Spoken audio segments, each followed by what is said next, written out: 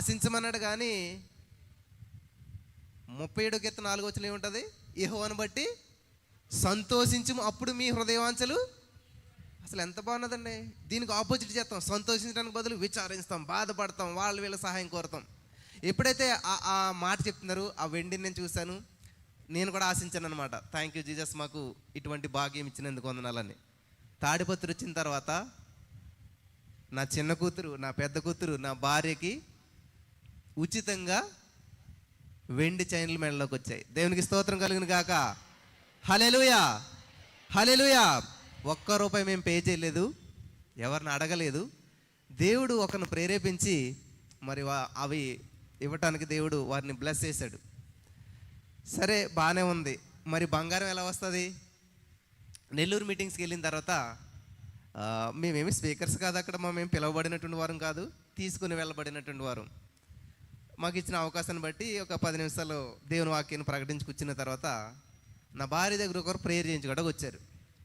Prayer చేయించుకున్నప్పుడు బాగానే ఉన్నారు. వెళ్ళిపోవటానికి సిద్ధపడుతుంటే, sister దేవుడు మమ్మల్ని ఎందుకో ప్రేరేపిస్తున్నాడని చెప్పి ఆమె చేతికి ఉన్నటువంటి గోల్డ్ రింగ్ తీసి నా భార్య చేతికి పెట్టారు. హల్లెలూయా. ఇవన్నీ కూడా మా జీవితంలో మొట్టమొదటి ఎక్స్పీరియన్స్లు అనమాట. అంటే గొప్ప గొప్ప సేవకులు చెప్పినప్పుడు విన్నాం, కానీ ఇట్లా జరుగుతుంది, అట్లా జరుగుతుంది, ఈ వెండి బంగారం విస్తరింతుంది, వస్తుందని విన్నాము, కానీ అవి మా జీవితంలో ఎక్స్పీరియన్స్ అవ్వటం అనేటువంటిది మొట్టమొదటిగా ఫస్ట్ టైం మేము అనుభవించాం అనమాట. హల్లెలూయా. సో వెండి బంగారం మమ్మల్ని వెంబడించినటువంటి నెల. మరి పాస్టర్ గారి జీవితంలోనే అద్భుతాలు చేయటం కాదు, మా జీవితంలోనే అద్భుతాలు చేయటమే కాదు, మీ జీవితంలో కూడా దేవుడు అద్భుతాలు చేయడానికి ఆయన సామర్థ్యం కలిగినటువంటి వాడు. హల్లెలూయా. కాబట్టి మనం ఏం చేయాలి? నమ్ముట నీ వలనైతే అబ్రహామా చూడు. ఏం చూడాలి? ఎంతవరకు చూడాలి? ఎంతవరకు చూస్తావో అంతవరకు నీదే. నువ్వు అడుగు పెట్టు ప్రతి స్థలము కూడా నీదే. కాబట్టి మీరు ఏం చేయాలి? ఆత్మలోకంలో అడుగు పెట్టాలి. మొన్నే చెప్పాను లాస్ట్ వీక్ ఒక మాట, పరలోక ప్రార్థన అందరూ కూడా మిస్టేక్ చేస్తారు. ఏంటది? పరలోకమందు నీ చిత్తము నెరవేరునట్లు అంటారు. అది రాంగ్ అనమాట. నెరవేరునట్లు కాదు, నెరవేరుచున్నట్లు. మత్తయి సువార్త 6వ అధ్యాయంలో మెల్లమల్ల చదువుకోండి, గుర్తుపడి. నెరవేరునట్లు అంటే అండి రేపా ఎల్లుండా, ఫ్యూచర్ టెన్స్. అది ఫాస్ట్ టెన్స్. దేవుడి చిత్తం ఆల్రెడీ పరలోక రాజ్యంలో నెరవేరిపోతూనే ఉన్నది. అది ఇక్కడ భూలోక రాజ్యంలోకి రావాలని మన ప్రార్థన అనమాట. కాబట్టి మీ జీవితంలో ఏది జరగాలన్నా ఆత్మలోకంలో ముందే జరిగిపోయింది, జరిగిపోతుంది కాదు. అర్థమవుతుందా? మీ భర్త మారు మనసు పొందాలన్నా ఆత్మలోకంలో ఆల్రెడీ దేవుడు వెల చెల్లించేశాడు, జరిగిపోయింది. దాన్ని మనం ఏం చేయాలి? రిసీవ్ చేసుకోవాలన్నమాట. కాబట్టి మీకు వెండి కావాలన్నా బంగారం కావాలన్నా ఆత్మలోకంలో ఆల్రెడీ అది మీకు లభించింది అని మీరు ఎప్పుడైతే నమ్ముతారో అప్పుడు దాన్ని స్వతంత్రించుకుంటారు. అదే మార్కు 11:24 ఉన్న ప్రార్థన ఏంటంటే, మీరు అడిగినవన్నీ పొంది ఉన్నామని నమ్ముడి, అప్పుడు మీకు.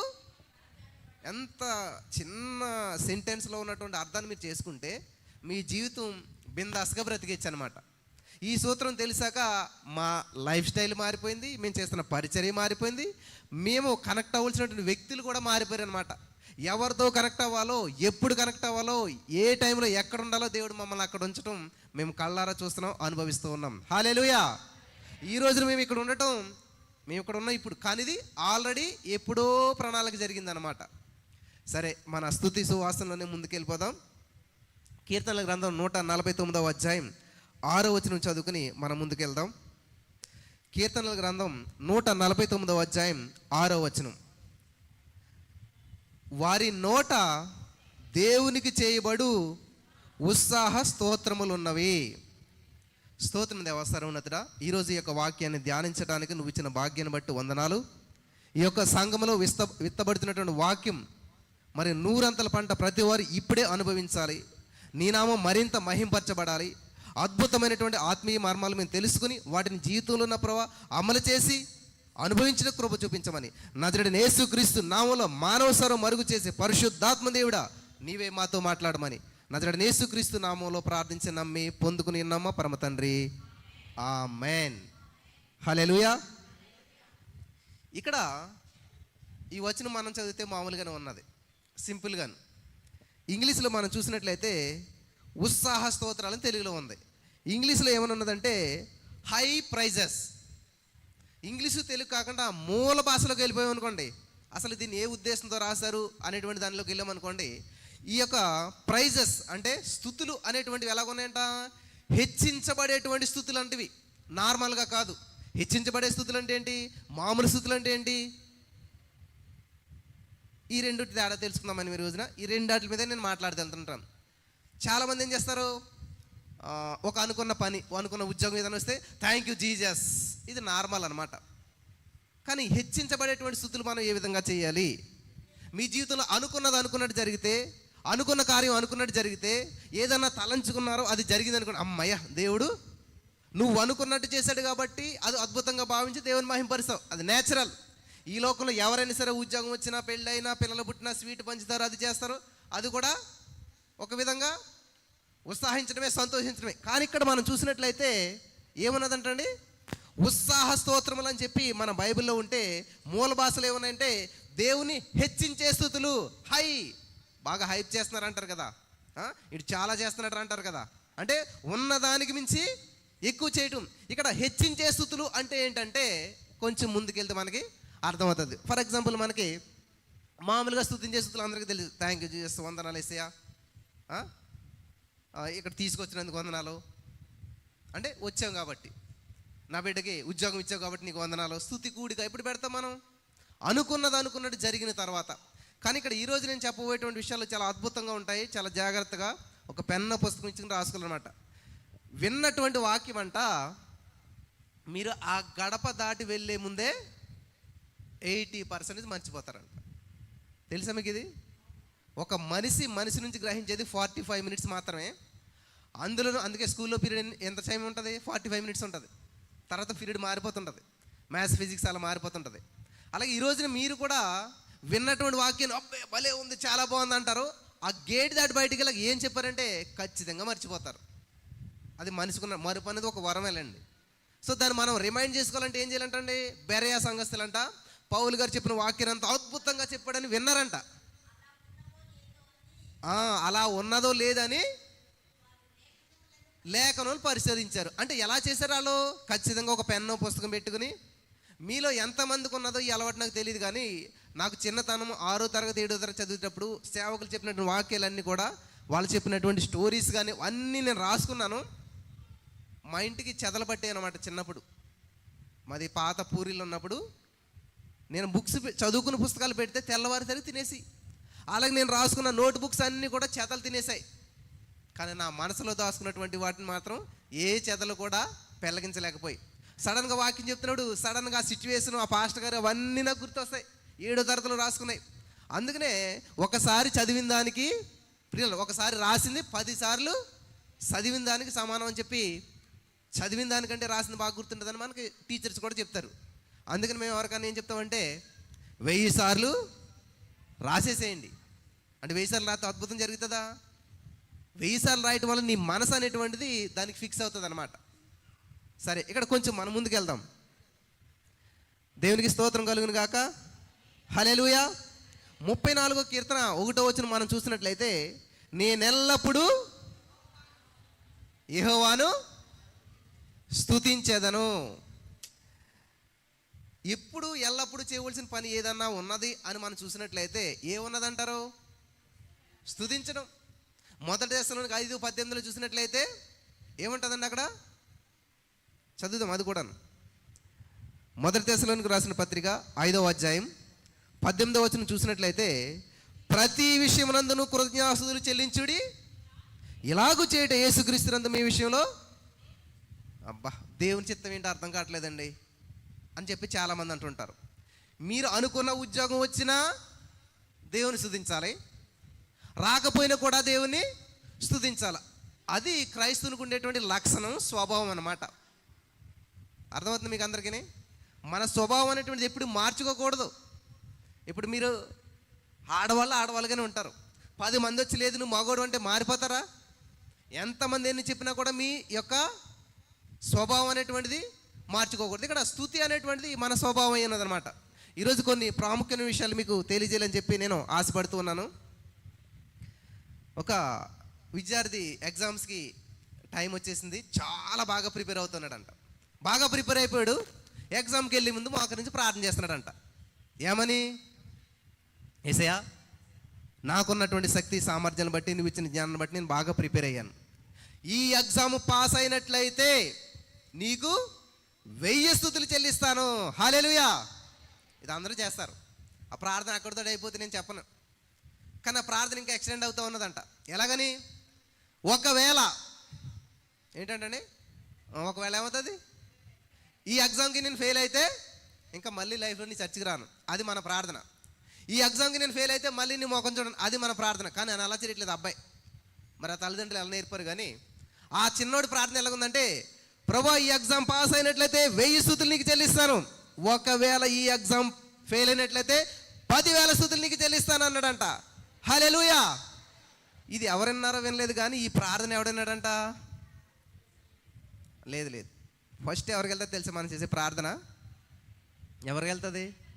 మనం ఇక్కడ ఉన్నాము, మధ్యాకాశం పరమాకాశం. అంటే మధ్యలో ఎవరుంటారు? దురాత్మ సంబంధమైన అంధకార సంబంధమైన దురాత్మ సంబంధం ఎక్కడ ఉంటుందంటే మధ్యాకాశంలో ఉంటుందంట. దానియేలు గారి ప్రార్థన అడ్డగించింది ఎవరు? వీళ్ళే. దేవుడు ప్రార్థనకి వెంటనే జవాబు ఇచ్చాడు, కానీ 21 days పడతా. కారణం ఏంటంటే దేవుడు కాదు, దేవుడు వెంటనే జవాబు ఇచ్చేసాడు. ఆ దూత వస్తుంది, వీళ్ళు అడ్డగించారంట. మళ్ళీ మిఖాయేలు గారు వచ్చి యుద్ధం చేసిన తర్వాత 21 days పట్టింది. అంతేగాని దేవుడు 21 daysకి జవాబు ఇవ్వలేదు. మనం చేసిన ప్రతి ప్రార్థనకి వెంటనే జవాబు వస్తుంది. కాబట్టి మనం చేసే ప్రార్థన మొట్టమొదటిగా సైతాను గాడికి వెళ్తుంది, అక్కడి నుంచి పరలోకం వెళ్తుంది. కాబట్టి మొట్టమొదటి వినేటువంటిది ఎవరంట? సైతాను గాడు. సో అందుకని దేవుడు ఆది అంతం చెప్తాడు, కానీ మధ్యలో ఏముందో చెప్పడు. యోసేపుకి ఏం చెప్పాడు? నువ్వు గొప్పోడు అవుతావు, ప్రధానమంత్రి అవుతావు, నీ అందరు నమస్కారం చేస్తారు అన్నాడు. కానీ మధ్యలో గోతులో పడతావు, జైల్లో పడతావు, ఇది ఏమని చెప్పాడు దేవుడు? ఎందుకని చెప్పడంటే ఇది వింటాడు వాడు సైతాను గాడు. వాడు విని ఏం చేస్తాడంటే నీ మార్గాన్ని అంతా డిస్టర్బ్ చేస్తాడు. ఏమని నేను చెప్పేది అర్థమవుతుందా? దేవుడు ఎప్పుడు కూడా స్టార్టింగ్ ఎండింగ్ చెప్తాడు, కానీ మధ్యలో నీ జీవితం ఎలా ఉంటుందో చెప్పాడు అనమాట. ఒకవేళ చెప్తే వాడు కూడా వింటాడు. కాబట్టి నీ మార్గాన్ని నాడు ఏం చేస్తాడు? పాడు చేస్తాడు. సో ఇక్కడ ఈ బాబు చేస్తున్నటువంటి ప్రార్థన సైతాన్ గడు విన్నాడంట. వినేం చేశాడు? గజ గజ వనకడం ప్రారంభించాడంట. అదేంటి, వీడు పాస్ అయితే 1000 అంటున్నాడు, ఫెయిల్ అయితే 10,000 స్తుతులు చెల్లింతాడంట. కాబట్టి వీడికి ఏం చేయాలి? వీడికి నేను ఏ విధమైన ఆటంకం కలిగించకూడదు, వీడిని ఏ విధంగా ఇబ్బంది పెట్టకూడదు. ఎందుకంటే దేవుడికి అత్యధిక మహిమ వచ్చేస్తుంది వీడిని ఇబ్బంది పెట్టినట్లయితే. దేవుడికి అత్యధిక మహిమ వస్తుంది వీడిని నేను ఫెయిల్ చేసినట్లయితే, వీడి మెమరీ లాస్ అయ్యి ఇలా చేసినట్లయితే, వీడికి మరి ఏ విధమైన ఆలోచనల చేత డిస్టర్బ్ చేసినట్లయితే 10,000 స్తుతులు చెప్పేస్తాడు. కాబట్టి వీడిని నేను ఏమీ ఆటంకపరచను అని అన్నాడంట. హల్లెలూయా. ఎంతమందికి అర్థమైంది? మరి ఇప్పుడు ఏం చేస్తారు? అనుకున్నది అయితే, అనుకున్నది ఫెయిల్ అయితే చెప్తారా? నిజమేనా? దేవునికి స్తోత్రం చెప్పండి. హల్లెలూయా. ఇటువంటి యాటిట్యూడ్ ఉన్న వాళ్ళు దోలికి సైతాను కూడా వస్తాడంటారా? చాలామంది చెప్పే మాట, బ్రదర్ సైతాను కూడా మమ్మల్ని ఇబ్బంది పెట్టేస్తున్నాడు, సైతాను కూడా మమ్మల్ని ఆపేస్తున్నాడు, మా బిజినెస్ డెవలప్ చెందకుండా చేస్తున్నాడు. అందరికీ ఒక ఫార్ములా దొరికింది ఇప్పుడు. మీ బిజినెస్ డెవలప్ చెందితే 1000 స్తుతులు, మీ వ్యాపారం అభివృద్ధి చెందితే, అభివృద్ధి చెందకపోతే సైతాను గడి వైపు చూడొద్దు మీరు. ఆడికి దడ పుట్టించాలి, వాడికి వణుకు పుట్టించాలంట. సైతాను గడికి వణుకు పుట్టించేది ఏంటంట? స్తుతి. హల్లెలూయా. హల్లెలూయా. బ్రదర్ 1000 స్తుతులు చేయమన్నారు, కానీ మాకు టైం కుదరట్లేదు. పుస్తకం పట్టుకుని కూర్చుంటే మా ఇంట్లో పెన్లు ఎలాగవుతాయి? మరి ఎలా స్తుతించాలంట? ప్రతి అడుగులోనూ స్తుతించవచ్చు, అంట్లు తోముకుంటూ స్తుతించవచ్చు, బట్టలు ఉతుక్కుంటూ స్తుతించవచ్చు, బస్సులో వెళ్తా స్తుతించవచ్చు, బైక్ నడుపుతూ స్తుతించవచ్చు, ఎక్కడున్నా కూడా. ఆకుమర్తి డానియేలు గారని రాజమండ్రిలో ఉంటారు ఆయన. మా చిన్నతనంలో క్యాసెట్స్ అమ్మేవారు మాట. పాటలు బాగా రాస్తాడు ఆయన. ఆయన ఒక పాట రాశాడు, ఏ సమయమందైనా ఏ స్థితిలో నేను. అందరికీ తెలిసి పాట, కానీ ఎవరు రాశారు తెలియదు కదా. నేను 6వ తరగతి 7వ తరగతిలో ఉండగానే రాశాడు ఆ పాట ఆయన. ఏ సమయమందైనా ఏ స్థితిలో నేను ఏం చేస్తాడంట? ఆయన స్తుతి పాడతాడంట, స్తుతి పాడతాడంట. ఆ యాటిట్యూడ్ మనలోకి వచ్చేస్తే అసలు ఎలా ఉంటుందండి అసలని? అటువంటి వ్యక్తులను కొంతమందిని ఈరోజు బైబిల్ని చూపిస్తూ ఉన్నాను ఈరోజు మీకు. దేవునికి స్తోత్రం కలుగును గాక. హల్లెలూయా. 142వ కీర్తన 7వ వచనం మనం చూసినట్లయితే, నేను చాలా స్పీడ్గా చెప్తాను, చాలా తక్కువ విషయాలు చెప్తాను, చాలా అమూల్యమైన విషయాలు చెప్తాను. మీరు రాసుకోవాలి, మళ్ళీ యూట్యూబ్ పెట్టుకోవాలి, ఇంటికి వెళ్ళాలి. ఈ మెసేజ్ అంతా ఇక్కడ మీరు ఆపనై నేను ఆగను, కానీ అక్కడ ఆపితే ఆగుతాను. ఓకేనా? ఇక్కడ ఆగను నేను. కాబట్టి ఇంటికి వెళ్ళి అక్కడ ఆఫ్ చేసి ఒకవేళ రాసుకోకపోతే రాసుకుని మరలా చాలా క్లారిటీగా వినండి. అద్భుతమైన ఫలితాలు మీ జీవితంలో చూస్తారు. ఇక్కడ మనం చూసినట్లయితే 142వ కీర్తన 7వ వచనంలో చూసినట్లయితే అక్కడ దావీదు గారు ఒక మాట అంటూ ఉన్నాడు. ఏంటో చూద్దాం.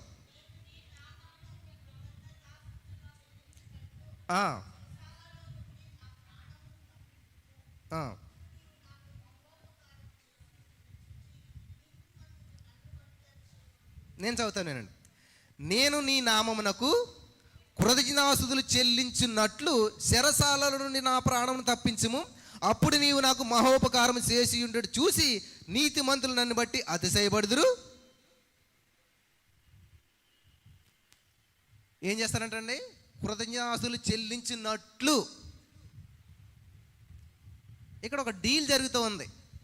ఏమంటున్నాడు ఈయన దావీదు గారు? నువ్వు నాకు ఇది చేస్తే, నువ్వు నన్ను విడిపిస్తే, చాలామంది పాస్టర్ గారు దగ్గర వచ్చి ఏమంటారు, పాస్టర్ గారు మాకు అలా 25 లక్షలు ఇవ్వాలి, అది ఇచ్చేలాగా మీరు ప్రార్థన చేయండి, వస్తే దశం భాగం ఇస్తాం. ఎందుకంటే అన్ని ప్రయత్నాలు చేశారు, అన్ని సిట్టింగ్లు అవ్వాయి, అన్ని స్టేషన్కి వెళ్ళారు, అయిపోయింది, ఇంకా రాదు అది. అన్ని ప్రయత్నాలు అయిపోయిన తర్వాత ఆఖరి ప్రయత్నం ఏంటంటే పాస్టర్ గారు అనమాట. వింటున్నారా? అలాగ ఇక్కడ దావీదు గారు చేస్తున్నది కరెక్టేనంటారా? స్వార్థపూరితమైనటువంటి మొక్కుబడి అంటారు దీన్ని. మనలో చాలామంది అనమాట, ఉద్యోగం వస్తే ఫస్ట్ జీతం ఇస్తాడంట, లేకపోతే కదా చాలామంది మాట్లాడి ఎలా ఉంటారు అనమాట.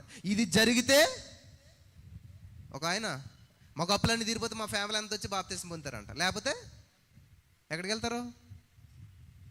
బాప్తిసం పొందకపోతే ఏమంటారు? నమ్మి బాప్తిసం పొందినవాడు నమ్మకపోతే అంటే అప్పులు తీరకపోతే ఎక్కడికి వెళ్తారంట? డైరెక్ట్గా చెప్తున్నారు మాట వాళ్ళు. గమనించాలి. నీవు నమ్మిన ఎడల మహిమను చూస్తే నమ్మటం ఏంటి అంటే దేవుడిగా కండిషను. దేవుడు అన్నాడు నువ్వు నమ్మితే మహిమను చూస్తావు, మహిమను చూస్తే నువ్వు నమ్మేదేంటి? ఇప్పుడు నా జేబులో 1 కోటి రూపాయలు ఉన్నాయి, ఎంతమంది నమ్మరు? లేదు బ్రదర్ మీరు చూపించండి నమ్ముతాం. చూపించే మీరు నమ్మేదేంటి? ఇంకా చూపించాక మీరు నమ్మేదేంటి అసలేని? చాలామంది లాజిక్ ఇలా ఉంటుంది అనమాట.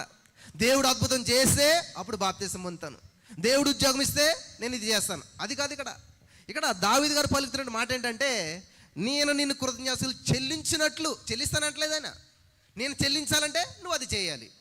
కండిషన్, మొక్కుబడి అనమాట. దయచేసి ఇటువంటి మొక్కుబడులు చేసుకోవద్దు మీరు. ఇక్కడ మనం చూసినట్లయితే ఆదికాండంలో కూడా ఇటువంటిది ఒకటి ఉన్నది, చూపిస్తాను మీకు.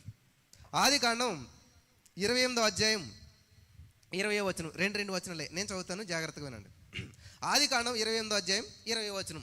యాకోబు మీకు అందరికీ తెలుసు.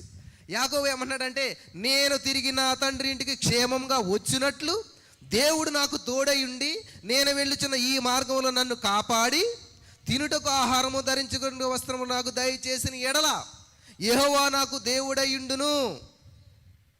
మరియు స్తంభంగా నేను నిలిపిన ఈ రాయి దేవుని మందిరమును మరియు నీవు నాకు ఇచ్చు యావత్తులో 10వ వంతు నిశ్చయముగా నీకు చెల్లించదనని. ఇప్పుడు అంటే క్షేమంగా వస్తే, కట్టుకోటకు బట్టలు ఇస్తే, అనుకున్న ఉద్యోగం ఇస్తే, అనుకున్నవన్నీ జరిగితే అప్పుడు నీకు దశమ భాగం ఇస్తాను. చాలామందికి ఈ మాటలో, సేవకులకైతే ఈ మాట ఖచ్చితంగా వస్తుంది. యాకోబు లాంటి వాళ్ళు చాలామంది ఇక్కడ కూర్చున్న వారిలో ఉండే ఉంటారు, ఈ వాక్యం వినిచిన వారిలో చాలామంది ఉంటారనమాట. అనుకున్నట్టు జరిగితే, మళ్ళీ చదువుకోండి మీరు ఇంటికి వెళ్ళి మాటలు 20, 21, 22 3 వచనాలే. జాగ్రత్తగా లైన్ టు లైన్, పదం టు పదం చదివినట్లయితే ఆయన ఏం చేస్తున్నాడు? ఒక మొక్కుబడి చేస్తున్నాడు. ఎటువంటి మొక్కుబడి అంట? ఏమా, ఇటువంటి అబ్బాయి నాకు చేసుకుంటే, ఇటువంటి భర్త నాకు దొరికితే ఏం చేస్తారంటే నేను నీ పరిచర్య చేస్తానంట. గమనించాలి, ఇక్కడ దేవుని వాక్యం చదివిస్తుందంటే ఆయన యొద్దకు రండి అప్పుడు. కానీ మనంతా రివర్స్ ఉంటుంది. మనం అంతా కూడా, ప్రభా నువ్వు రా, నా దగ్గరికి రా, నా కార్యం చేయి, నువ్వు చేస్తే నేను నీకు అది చేస్తాను. ఒక డీల్ నడుస్తుంది అన్నమాట. కానీ ఇక్కడ ఇది కూడా అది ఎలా ఉన్నది నాకు, ఏది యాకోబు గారిది కూడా ఎలా ఉన్నది? నువ్వు అది చేస్తే, నువ్వు అది ఇస్తే, నా కట్టుకోటకు బట్టలు, తింటాగుండు, భార్య పిల్లలు అన్ని క్షేమంగా అన్ని బాగున్నట్లయితే అప్పుడు అన్ని దాంట్లో నువ్వు ఆశీర్వదించిన దాంట్లో. ఇప్పుడు ఇది ఎలా ఉన్నదంటే, నాకు తెలిసి ఇది సినిమాలో కూడా వచ్చింటుంది, నా చిన్నతనంలో చూసిన గుర్తుంది. చదువుకుంటారంటే మాస్టర్ చదువుకోరాళ్ళు, వాడు ఒకడు అంటాడు అన్నమాట, స్టూడెంట్ లేసి, మేడం మాకు ఇది చాలా కష్టంగా ఉంది, పని చేసేయండి, మమ్మల్ని టీచర్లు చేసేసేయండి, మాకు ఉద్యోగాలు ఇచ్చేసేయండి, అప్పుడు మేము చదువుకుంటాం. ఎలా ఉన్నా చూస్తారా డీల్ ఇది?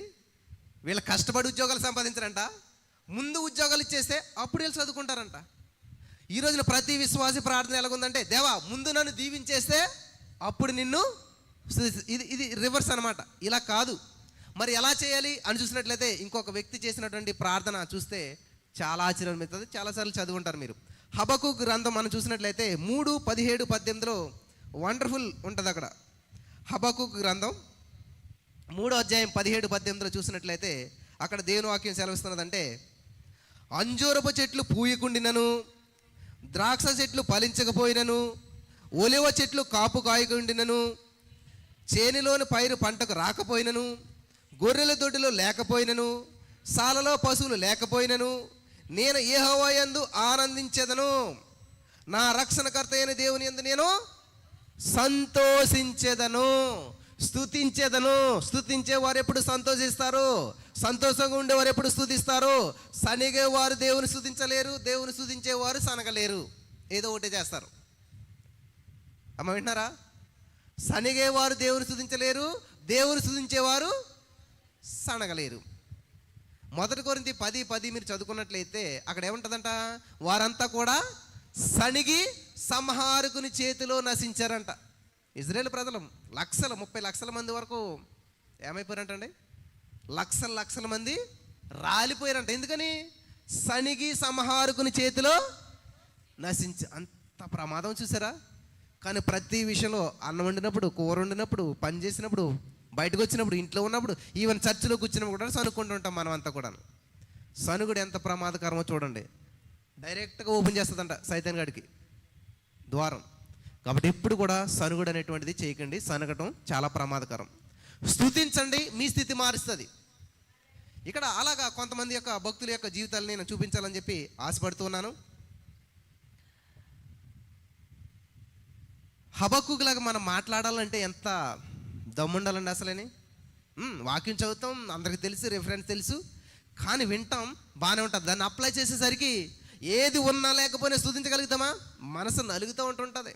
అనుకున్న ఉద్యోగం రాలేనప్పుడు, మ్యాచెస్ వచ్చేసేసి పెళ్ళి కుదిరిపోయి ఎంగేజ్మెంట్ అయిపోయిన తర్వాత క్యాన్సిల్ అయిపోతుంటుంది.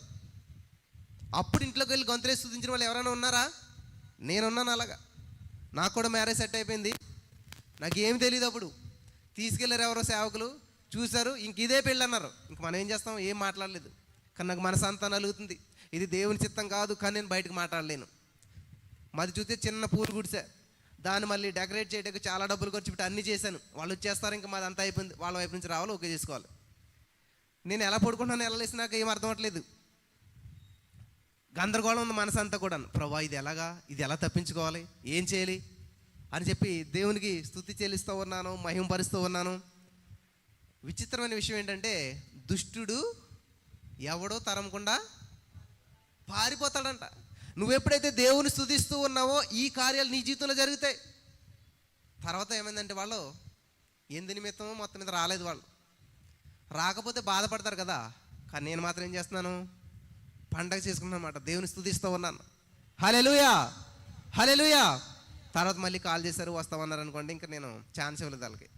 ఇది దేవుని చిత్తం కాదు, రావద్దని చెప్పేసాను. మన జీవితంలో జరగవలసిన విధంగా, జరగవలసిన సమయంలో, జరగవలసిన ప్లేస్లో జరగాలంటే, ఏ ఆటంకం లేకుండా జరగాలంటే ఏం చేయాలంటే స్తుతి చెల్లించాలి. స్తుతించే వారి జీవితంలో జరిగేటువంటి అద్భుతాలు అన్నీ ఇన్ని కాదు. నేను చాలా సాక్ష్యాలు చెప్తాను చెప్పాలంటేనే. అనేక మంది జీవితాలను ప్రభావితం చేసింది, నన్ను ప్రభావితం చేసింది, నేను చేస్తున్న పరిచర్యను ప్రభావితం చేసింది ఏంటంటే స్తుతి. మేము చాలా కాలంగా వాక్యాలు చెప్తున్నాం, ఇన్ని చేస్తున్నాం, అన్ని చేస్తున్నాం. కానీ ఒకసారి నా భార్య నేను కూర్చుని ఆలోచన చేస్తాం, ఎందుకు ఇట్లాగా అసలు ఏం అవ్వట్లేదు ఏంటనంటే, అప్పుడు అన్నది మా నా భార్య అంది, ఇట్లా చేద్దాం, మనం స్తుతి చెప్దాం, స్తుతి చెల్లిందాం, ఎందుకంటే స్తుతి స్థితిని మారుస్తుందని ఉన్నది కదా అని చెప్పినప్పుడు మాకు అంతగా అవగాహన లేకపోయినా కూడా నెమ్మదిగా స్తుతించడం ప్రారంభించాం. దేవుని మహింపరచడం, దేవుని ఘనపరచడం, దేవుని హెచ్చించడం ప్రారంభించాం. అంతవరకు ఇది చేయదేవా, అది చేయదేవా, వాళ్ళని దీవించి, వీళ్ళని దీవించి, ఇది కావాలి, అది కావాలి, ఇదే ప్రార్థన ఉండేది అనమాట. ప్రార్థన ఇదంతా మానేసి ఎప్పుడైతే దేవుని స్తుతించడం, దేవుని హెచ్చించడం, దేవుని కనపరచడం మొదలు పెట్టామో మొత్తం చేంజ్ అవుతూ వచ్చిందనమాట. ఆలోచన మారిపోయింది, పరిచర్య మారిపోయింది, పద్ధతి మారిపోయింది, పరిచయాలు మారిపోయి ఎవ్రీథింగ్ చేంజ్ అనమాట. హల్లెలూయా. చాలా మందికి హెడ్డింగ్ చూస్తారు, స్తుతి స్థితి మారుస్తుంది కదా, వింటారు కానీ ఏం మాట్లేదు. ఎందుకనంటే వింటున్నారు కానీ వినుట మట్టుకు విందురే కానీ గ్రహించరంట. కాబట్టి మీ జీవితంలో ఏది కావాలో అది రాసి పెట్టుకోండి. ముందు ఇదేమని అడగొద్దు ఎప్పుడు కూడా. స్తుతించడం మొదలు పెట్టండి. వచ్చేంత వరకు, పొందుకునేంత వరకు స్తుతించండి. హల్లెలూయా, హల్లెలూయా. దానియేలు గారిని సింహాల బోన్లో వేసినప్పుడు ఒక సిచ్యువేషన్ జరిగింది, మీకు అందరికీ తెలుసు. ఏం జరిగిందంటారు? సింహాల బోన్లోకి వెళ్ళాడు, ఎలాగ వెళ్ళినాడు అలాగ వచ్చాడు. ఏ విధమైన సింహాల హాని పొందుకోలేదు. ఎందుకని అంటారు? రాజుగారు ఒక మాట అంటాడు. ఏమని అంటాడు? చదువుకోండి మీరు తర్వాత ఇంటికి వెళ్ళి. 6వ అధ్యాయము 16వ వచనం, దానియేలు గ్రంథం 6:16 చూసినట్లయితే, దానియేలు నీవు అనుదినము వదిలేహారు ఒకటి అక్కడ, తప్పక సేవించుచున్నా. ఇదే తప్పుపోతాం చాలామంది. ఒక ఆధారం వస్తే 2 ఆధారం రావు. ఒకరోజు మార్నింగ్ ప్రేయర్ ఉంటే రెండో రోజు ఉండడం. ఎందుకంటే ఏదో సమస్య వచ్చేదన్నమాట. తప్పక ఏం చేయాలంటే తప్పక సేవించుచున్నటువంటి, ఇది తప్పక సేవిస్తున్నాను తెలుగులో ఉన్నది. అదే మూల భాషలోకి వెళితే ఏమని ఉంటుందంటే, గ్రీక్ ఒరిజినల్ భాషలోకి వెళ్ళిపోతే ఈ తప్పక సేవించుచున్నటువంటి అనే మాట అందులో ఏమన్నా తెలుసా? నిత్యము ఆరాధించుచున్నా. హల్లెలూయా, హల్లెలూయా. ఆరాధన అంటే ఏంటి? స్తుతించడం, దేవుని మహింపరచడం, దేవుని ఘనపరచడం. ఆయన గమనించాడు ఈ విషయం. నీ దేవుడు నిన్ను కాపాడేశాడని సింపుల్గా అంటలేదు ఆయన. ఏమంటున్నాడు? అనుదినము. చెప్పాలి అందరూ కూడా, అనుదిన ఆరాధన. ఉంటున్నారు అందరూ? హెడ్డింగ్ కాదు నేను చెప్పేది, మీ లైఫ్లో అది జరుగుతుందా లేదా అన్నది. అనుదిన ఆరాధన. నేను ఈ రోజు నుంచి తప్పకుండా పాలు పంచుకుంటాను. చెప్పాలి అందరూ కూడా, చేతులెత్తి చెప్పాలి. అనుదిన ఆరాధనలో ఈ రోజు నుంచి నేను తప్పక పాలు పంచుకుంటున్నాను. ఆమేన్, హల్లెలూయా. కాబట్టి నాకు మాట ఇవ్వలేదు, నేను ఉండను ఇక్కడ. దేవుని సందులో మీరు దేవునితో ఒక నిబంధన చేసుకున్నారు. కాబట్టి ఆ నిబంధనకు కట్టుబడి ఖచ్చితంగా ప్రతిరోజు ఎర్లీ మార్నింగ్ లేవాలి, అనుదిన ఆరాధనలో ఉండాలి. అప్పుడు మీ జీవితాలు 90 days నాన్ స్టాప్గా తప్పకుండా చేసి చూడండి. అద్భుతం జరగకపోతే అప్పుడు నేను చెప్తాను.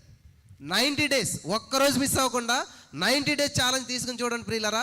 ఇలాగ ఛాలెంజ్ తీసుకున్న వారందరి జీవితాలు అద్భుతాలు, ఆశ్చర్యకార్యాలు. ఒక ఆమె అయితే డేట్ రాసి పెట్టుకుంది, ఈ డేట్ కల్లా నా వివాహం జరగాలి. 4 సంవత్సరాలు బట్టి ఎంత ప్రయత్నం జరగట్లేదంట. ఇట్లా చెప్తే వచ్చి నెల ఖచ్చితంగా 18వ తారీఖు నా వివాహం జరగాలి. మ్యాచ్ రావాల్సిందే, సెట్ అవ్వాల్సిందే, జరగవలసిందే. యేసుక్రీస్తు నామములో నేను నమ్ముచున్నాను, పొందుకుంటున్నాను, థ్యాంక్ యూ జీసస్ అని చెప్పి ప్రారంభించింది ఆమె. ప్రతిరోజు మార్నింగ్ ప్రేయర్లో పాలు పంచుకుంటుంది, దేవుని స్తుతిస్తూ ఉంది. 18వ తారీఖు డేట్ వేసుకుంది కదా ఆమె. 10వ తారీఖు మ్యాచ్ వచ్చిందంట, కుదిరిపోయింది. 15వ తారీఖున పెళ్ళి అయిపోయింది. కథ చెప్పట్లేదు నేను, యూట్యూబ్లో మీరు వెళ్ళి చూడొచ్చు ఆమె చెప్పిన సాక్ష్యం. ఎందుకని ఇలా జరుగుతుందంట? పరలోక రాజ్యము ఎవరు స్వతంత్రించుకుంటున్నారు? బలాత్కారులు. నా చిన్నప్పుడు బలాత్కారులు అంటే ఎవరో బలాత్కారం చేశారంటే ఎలా ఉంటుంది మనకి? తప్పుగా ఉంటుంది కదా మాట. సో వీళ్ళు ఎవరో మంచోళ్ళు కాదు, చెడ్డోళ్ళు అనుకునే వాళ్ళు నా దృష్టిలో. తర్వాత ఈ యొక్క వాక్యపు లోతు తెలిసిన తర్వాత, అర్థమైన తర్వాత, బలాత్కారులు అంటే ఎవరు? బలమైనటువంటి విశ్వాసం కలిగినటువంటి వారు, బలంగా స్తుతి చేసేటువంటి వారు, బలంగా దేవుళ్ళు ఎదిగేటువంటి వారు. హల్లెలూయా, హల్లెలూయా. ఇక్కడ చాలా అద్భుతం అనిపించింది. అన్న మ్యాచ్ జరిగిపోయింది. విచిత్రమైన విషయం ఏంటంటే డబ్బులు లేవంట, పెళ్లి కుదిరింది. కానీ అది కూడా ఎవరో ఎంగేజ్మెంట్ కానీ వచ్చి పెళ్లి ఖర్చు అంతా ఇచ్చి వెళ్ళిపోయారంట. అసలు అద్భుతాలు ఎలా జరుగుతాయి చూసారా? ఇది కథలు కాదు, మనం వింటాం, లైఫ్ స్టోరీస్ అనమాట. జీవితంలో జరిగేటువంటి నిజ సంఘటనలు. చరిత్రను అందరూ చదువుతారు, కొందరే సృష్టిస్తారు. హల్లెలూయా. చరిత్రను అందరూ చదువుతారు కానీ కొందరే సృష్టిస్తారు. నా ఉద్దేశం ఏంటంటే, ఈ యొక్క వాక్యం ఇచ్చినటువంటి వారంతా కూడా చరిత్రను చదివేవారుగా ఉండకూడదు, చరిత్రను సృష్టించేవారుగా ఉండాలి. హల్లెలూయా, హల్లెలూయా. అద్భుతమైనటువంటి సాక్ష్యాలు వింటాం కాదు, అద్భుతమైన సాక్ష్యాలు చెప్పాలన్నమాట. వాళ్ళ వీళ్ళ జీవితంలో అద్భుతాలు చూస్తాం కాదు, నీ జీవితంలో అద్భుతాలు జరగాలి. అప్పుడు దేవుని నామం మహింపరచబడుతుంది. దేవుడు చెప్తున్నాడు, నన్ను హెచ్చించే వారిని, నన్ను కనపరిచే వారిని. సింపుల్ కదండి. ఒక రాజుగారి దగ్గర చాలామంది సైన్యం ఉన్నారంట. చాలామంది రాజుగారిని అడుగుతుంటే, అయ్యగారు, రాజుగారు మాకు కొంచెం చాలా ఇబ్బందిగా ఉంది, ఒక రైస్ ప్యాకెట్ కొనుక్కోవాలండి. ఇవన్నీ అడుగుతుంటే ఇవ్వట్లేదంట. ఒక దగ్గర రాజుగారి దగ్గర ఒకడు ఉన్నాడంట. వాడు ఏం మాట్లాడలేదంట. రాజుగారు నాకు 1 కోటి రూపాయలు అవసరం ఉందంటే వెంటనే తీసి ఇచ్చేసాడంట. ఒకడికి అనుమానం వచ్చాడు కంటే ఏంటంటే అంత ఈజీగా అలాగ ఇచ్చేసారంటే, వాడు ఎప్పుడు కూడా నన్ను ఘనపరుస్తుంటాడు, నా గురించి గొప్పగా చెప్తుంటుంటాడు, నా గురించి ఎప్పుడు కూడా మంచి విషయాలు అనేక మందికి చెప్తుంటుంటాడు, కాబట్టి నన్ను ఘనపరిచేటువంటి వాడిని నేను ఘనపరచాలని చెప్పి ఘనపరిచాడంట. మరి రాజుని ఘనపరిస్తేనే అంత జరిగినప్పుడు మరి దేవుని ఘనపరిస్తే మన జీవితంలో ఎన్నో అద్భుతాలు జరుగుతాయి. ఇక్కడ మనం చూసినట్లయితే దానియేలు ఏం చేస్తున్నాడంట, అనుదినము కూడా ఆయన తప్పకుండా ఆరాధిస్తూ ఉన్నాడంట. హల్లెలూయా. ఆరాధించేటువంటి వారు అద్భుతాలను చూస్తారు, ఆరాధించేటువంటి వారు అద్భుతాలను స్వతంత్రించుకుంటారు, ఆరాధించేటువంటి వారు అనేక మందికి అద్భుతమైనటువంటి వ్యక్తులుగా మార్చబడతారు. హల్లెలూయా. నమ్మినటువంటి వారందరూ స్వతంత్రించుకుందరు గాక. ఆమేన్, ఆమేన్, హల్లెలూయా. ఈ వాక్యం మీరు వినే ఉంటారు, గతంలోనూ కొన్ని సంవత్సరాలు అయిపోయింది. అపోస్తలుడైన పౌలు గారు రోమా పత్రికలో చూసినట్లయితే, నేను చెప్పట్లేదు వాక్యం, రిఫరెన్స్ చెప్తాను, మీరు చదువుకోండి.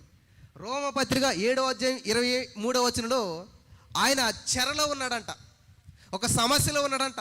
చేయాలనుకున్న పని చేయలేకపోతున్నాడు, చేయకూడని పని చేసేస్తున్నాడు, ఏదో గందరగోళంలో ఉన్నాడు, ఏదో చేయాలనుకుంటున్నాడు, చేయలేకపోతున్నాడంట. 7వ అధ్యాయం 23వ వచనంలో చెరలో ఉన్నటువంటి ఆయన 8వ అధ్యాయం 2వ వచనంలో విడుదల వచ్చేసిందంట. అంటే ఈ మధ్యలో ఏం జరిగిందంటారు?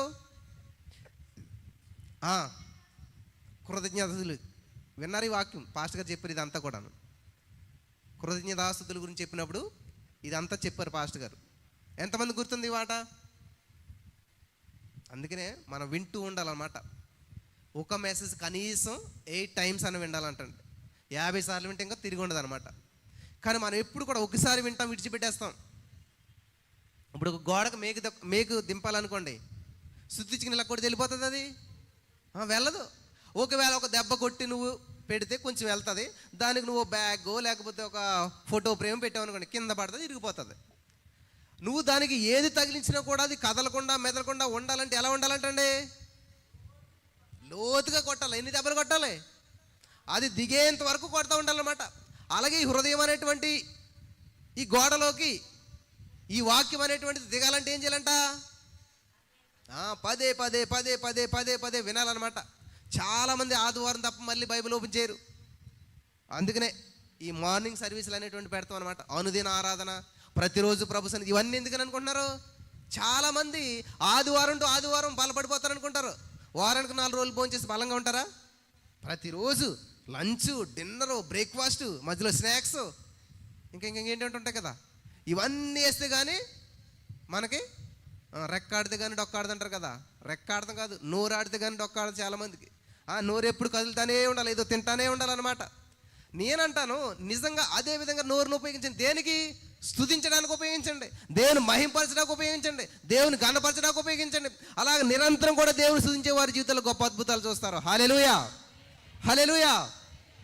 కాబట్టి రోమా 7:23లో చెరలో ఉన్నాడంట, రోమా 8:2లో బయటపడిపోయాడంట. అంటే ఈ మధ్యలో ఏం జరిగిందంటే స్తుతి, దేవుణ్ణి స్తుతించాడంట, దేవుని కృతజ్ఞతాస్తుతులు చెప్పడం ప్రారంభించాడంట.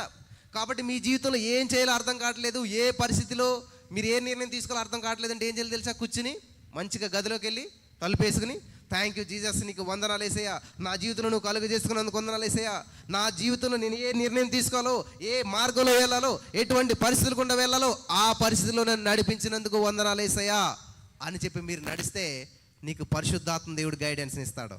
హల్లెలూయా. జరగలేంది జరిగినట్టుగా దేవుని స్తుతించాలి. కృతజ్ఞతాస్తుతులు అంటే మనకు అందరికీ తెలిసి, ఎవరైనా మంచినీళ్ళు ఇచ్చినా, బైక్ ఎక్కించుకున్నా, ఏది చేసినా థ్యాంక్ యూ అని చెప్తాం. కానీ ఇవ్వకముందే, జరగకముందే అడ్వాన్స్డ్ థ్యాంక్స్ గివింగ్ అనేటువంటిది ఇట్ ఇస్ ఏ వెపన్ అన్నమాట.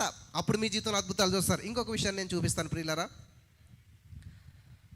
యోబు గ్రంథం 1వ అధ్యాయం వరకు మనం చదివినట్లయితే 1వ వచనంలో యోబు గొప్పోడు, ఆ దేశం ఆయన గొప్పోడు అంతా చదువుకుంటూ వస్తాం. యోబు గ్రంథం 1వ అధ్యాయం 20వ వచనం వద్దులకి ఆయనకున్న సమస్తమునంట ఆయన ఏమైపోయాడంట? కోల్పోయాడంట. వింటున్నారా? మీకు అందరికీ తెలిసినటువంటి స్టోరీ. యోబు గ్రంథం 42వ అధ్యాయంలోకి వచ్చేసరికి ఏమవుతుందంటే 12వ వచనంలో చూసేసరికి యోబుకున్నదంతా కూడా 2 అంతలుగా ఆయన పొందుకున్నాడు, దీవించబడ్డాడంట. 2 అంతల ఆశీర్వాదం వచ్చింది. ఈ 1వ అధ్యాయం 20వ వచనం నుంచి 42వ అధ్యాయం 12వ వచనానికి మధ్యలో ఏదో జరిగింది. ఏం జరిగిందంటారు? సమస్తం కోల్పోయినప్పుడు కూర్చుని బాధపడ్డాడా యోబు గారు? యోబు 1:21 ఒక మాట అంటున్నాడు ఆయన. ఏమైందంటే సమస్తం కోల్పోయినా కూడా ఏమంటాడు ఆయన? దేవునికి స్తుతి కలుగును గాక. హల్లెలూయా. ఏంటంటే దేవునికి స్తుతి కలుగును గాక. కాబట్టి నీకు సమస్తం కోల్పోయినా కూడా నువ్వు స్తుతించినట్లయితే మళ్ళా తిరిగి సమస్తం కూడా నీవు రెండంతలు దక్కించుకోగలుగుతావు. హల్లెలూయా. మంచి మంచి అందమైన పిల్లలు పుట్టారంట ఆ దేశంలో, వాళ్ళే అందమైన వాళ్ళంట. చూసారా? మేము బస్సులో వస్తున్నప్పుడు నా భార్య అనుకోకుండా చెప్పులు అందులో కోల్పోయింది. ఖచ్చితంగా మనకి ఏమైనా అనిపిస్తుంది, బాధ అనిపిస్తుంది కదా ఏదైనా కోల్పోతేని. నా పెద్ద కూతురు అంటుంది, అమ్మా స్తుతించు. ఎర్లీ మార్నింగ్ 3:40కి ఏమంటుంది తెలుసా? స్తుతించు, దేవుడు ఇస్తాడు. నిజంగా స్తుతిస్తూ ఉన్నప్పుడు ఏమైందంటే ఒక జత చెప్పలు కోల్పోతే నిన్నటి కాల సమయంలో దేవుడు బ్రాండ్ న్యూ కొత్తవి 2 జతలు ఇచ్చాడు. దేవునికి మహిమ కలుగును గాక. హల్లెలూయా. ఇప్పుడు మనకు నష్టం జరిగిందా, లాభం కలిగిందా? సో దేవుడు ఎప్పుడు కూడా ఏం చేస్తాడంటే రోమా 8:28 పట్టుకోవాలి. సమస్తము సమకూడి కీడును కూడా నీకు ఏం చేస్తాడంటే దేవుడు మేలుకరంగా మార్చేస్తాడు. ఎవరికది? ఆ పైది మర్చిపోతాం. దేవుణ్ణి ప్రేమించే వారికి. దేవుని ప్రేమించేవారు అంటే ఎవరు? దేవుని స్తుతించేవారు, దేవుని కనపరిచేవారు. అందరి విషయంలో ఇలా జరగట్లేదు కూడా. ఎందుకంటే ఇదనమాట.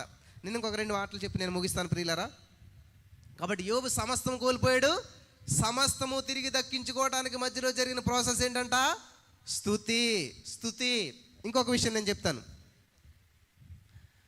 బైబిల్ గ్రంథంలో 2 ప్రాణాలతో మాట్లాడారు. పాత నిబంధనలు ఒకరు, కొత్త నిబంధనలు ఒకరు. నేను చెప్తున్నాను, చరిత్రను అందరూ చదువుతారు, చరిత్రను కొందరే సృష్టిస్తారు. ఇక్కడ దావీదు చూసినట్లయితే 103వ కీర్తన మనం అందరూ చదువుకుంటాం ఇప్పుడు కూడా. నా ప్రాణమా యెహోవాను సన్నుతించుము, ఆయన చేసిన ఉపకారంలో దేనిని మర్చిపోకని ఉన్నది అక్కడ. సన్నుతించుము అంటే చాలా మందికి అర్థమవుతుంది. దాన్నే స్తుతించుము, ఆరాధించుము, మహిమపరచుము, దేవుని ఘనపరచుము, దేవునికి వర్షిప్ చేయము అని అన్నమాట అర్థం. ఈయన ఏమన్నాడు ఇక్కడ? నా ప్రాణమా దేవుని సన్నుతించు అన్నాడు. అదే కొత్త నిబంధనల కొద్దిలోకి పాత నిబంధనలో దావీదేమో సన్నుతించు అన్నాడు, కొత్త నిబంధనలో ధనవంతుడు ఏమన్నాడు? నా ప్రాణమా సుఖించు. సన్నుతించు, సుఖించు, చిన్న తేడా. సన్నుతించు అన్నటువంటి ఆయన గురించి ఈరోజు చరిత్రలో నిలిచిపోయాడు, చరిత్రను క్రియేట్ చేశాడు, చరిత్రను సృష్టించాడు. ఆయన గురించి చెప్పుకోవాలనేటువంటి వారు ఎవరు లేరు. దావీదు అందరికీ తెలుసు కదండి. స్తుతించినటువంటి వారి గురించి చరిత్ర ఉంటుంది. స్తుతించినటువంటి వారు చరిత్రలో నిలిచిపోతారు. నా ప్రాణమా సుఖించు, సంతోషించు, మరి ఆనందించు అన్నటువంటి ఆయన ఏమయ్యాడు? సమాధి వరకే పరిమితం అయిపోయాడు. ఆయన సమాధికి వెళ్ళిపోయాడు. ఆయన గురించి మళ్ళీ మనం ఎక్కడ కూడా గొప్ప పనులు ఏమి కనిపించవు ఆయన గురించి. కాబట్టి ఈ రోజున మీరు సుఖించేవారుగా ఉన్నారా, సన్నతించేవారుగా ఉన్నారా? సుఖించేవారి జీవితాలు అద్భుతంగా ఉంటాయి, అనేక మందికి దీవెనకరంగా ఉంటాయి, వారిని బట్టి అనేక మంది దీవించబడతారు. హల్లెలూయా. అంతే కదా? దావీదు గారు చేసిన స్తుతిని మనం ఈరోజు చదువుకుంటాం, మనం ఫాలో అవుతాం, మనం దాన్ని బట్టి దేవునామని ఇంకా మహింపరుస్తూ ఉంటుంటాం. ఇక్కడ మనం చూసినట్లయితే ధనవంతుని ఎవరితో కూడా ఆదర్శంగా తీసుకోరు. ధనవంతుడిలాగా మరి నా ప్రాణమా సుఖించు, సంతోషించు అని చెప్పి ఎవరు కూడా అనరు, ఆదర్శంగా తీసుకోరు. కానీ దావీదుని అనేక మంది ఆదర్శంగా తీసుకుంటారు. దావీదుని దేవుడు ఏమంటున్నాడంటే నా హృదయానుసారుడైన మనుషుడు అంటూ ఉన్నాడు. కానీ ధనవంతుని ఏం చేస్తున్నాడు? దేవుడు ఎక్కడ పెట్టాడు? నరకంలోకి తీసుకెళ్ళాడు. నరకంలోకి దేవుడు తీసుకెళ్ళలేదు, ఆయన చేసిన పనుల వల్ల ఆయన నరకానికి వెళ్ళాడు. కాబట్టి ఇక్కడ దేవుని స్తుతించేవారు ఎవరు అవుతారంటే దేవుని హృదయానుసారులు అవుతారు, దేవుని మెప్పించేవారు అవుతారు, దేవుని కనపరిచేవారు అవుతారు. చివరగా ఇంకొక మాట నేను చెప్పి నేను ముగిస్తాను. ఒక ఆయనకు ఒక సమస్య వచ్చి పడిందంట. అప్పుల సమస్య లాంటి ఊబులు ఇరికిపోయాడు, అనారోగ్య సమస్య లాంటి ఊబులు ఇరికిపోయాడు. ఇంకా ఆయన లైఫ్ అయిపోయింది, ఇంకా ఎండింగ్ వచ్చేసింది. ఎంత ప్రయత్నించినా కూడా దాని నుంచి బయటపడలేకపోతున్నాడు ఆయన. చాలా ప్రయత్నాలు చేశాడు, కొన్ని రోజులుగా కుస్తీ పడతా ఉన్నాడు చెప్పాలంటే. ఎంత ప్రయత్నం చేసినా కూడా ఆయన జీవితంలో ఫలితం లేదంటాడు. ఇంకా నా జీవితం అయిపోయింది, నేను భయంకర పరిస్థితిలో ఉన్నానని చెప్పి ఆయన ఒక ప్రార్థన చేస్తూ ఉన్నాడు. ఎవరా చూద్దాం. ఆయన యోనా గ్రంథం 2వ అధ్యాయం 2వ వచనం చూసినట్లయితే, నేను ఉపద్రవములో ఉండి యెహోవాకు మనవి చేయగా ఆయన నాకు ప్రత్యుత్తరం ఇచ్చెను. పాతాళ గర్భంలో నుంచి నేను కేకలు వేయగా నీవు నా ప్రార్థన అంగీకరించున్నావు. హల్లెలూయా. ప్రియులు గమనించాలి, యోనా గారి జీవితం మనకు అందరికీ తెలుసు. దేవుడు చెప్పిన మాటకి వ్యతిరేకమైనటువంటి జీవితం జీవించి ప్రతికూల పరిస్థితులు ఎదుర్కొని ఎన్నో శ్రమలు ఇబ్బందులు అనుభవిస్తూ మరి త్రోసివేయబడిన వాడుగా, గెంటి వేయబడినటువంటి వాడుగా, ఇంకా జీవితం ముగించేద్దామని చెప్పి చనిపోదాం అన్నటువంటి స్థితిలో ఆత్మహత్యకు ఇంకా సిద్ధపడిపోయి చనిపోవటానికి ఇంకా చనిపోయాడు అనమాట. అటువంటి పరిస్థితిలో చిక్కుకొని ఏం చేస్తున్నాడంట, నేను ఇంకా చనిపోలేదు, బ్రతికే ఉన్నానని చెప్పి దేవునికి మొరపెడుతూ ప్రార్థన చేస్తూ చేస్తా ఉన్నాడంట. 3 రోజులు బట్టి అదే పని చేస్తూ ఉన్నాడు, కానీ ఏ విధమైన ఫలితం లేదంటండి. దేవుడు ప్రార్థన ఆలకించాడు కానీ బయటపడతలేదు. యోనా గారు 3 రోజుల తర్వాత చేప నోటిలోంచి బయటపడతానికి రీజన్ ఏంటి చెప్పాలి.